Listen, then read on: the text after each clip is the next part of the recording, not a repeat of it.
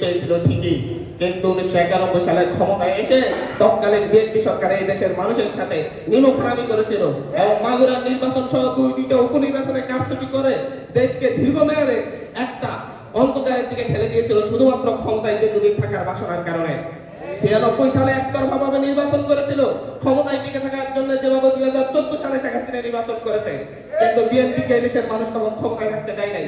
আন্দোলন করে সংগ্রাম করে ক্ষমতা থেকে নামিয়ে আবার নতুন একটা নির্বাচন দিতে বাধ্য করেছিল।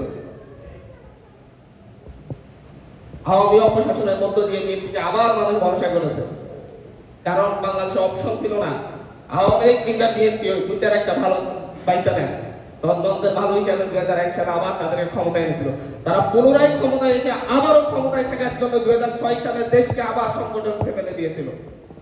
আমরা সব অতীত জানি, সব পরিবেশ জানি, কিন্তু তারপরও বাংলাদেশে আর অপশন নাই।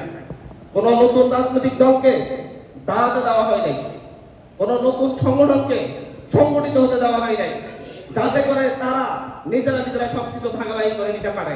এই যেমন ধরেন আওয়ামী লীগ গিয়েছে মালয়েশিয়ার দূতাবাস কেন্দ্রিক যাদের যে চক্র ছিল, আওয়ামী লীগ গিয়েছে ঠিক সেই জায়গায়, এখন আবার সেই একই চক্র, একই লেনাদেনা, একই ঘুষখোরি বাণিজ্য সবকিছু এখন আবার বিএনপি জায়গা দখল করে নিয়েছে। তারা একটা অপরাধ পরিপূরক। বাংলাদেশের শাসন ব্যবস্থার জন্য, সুষ্ঠু শাসন ব্যবস্থার জন্য কখনো বিএনপি পরিপূরক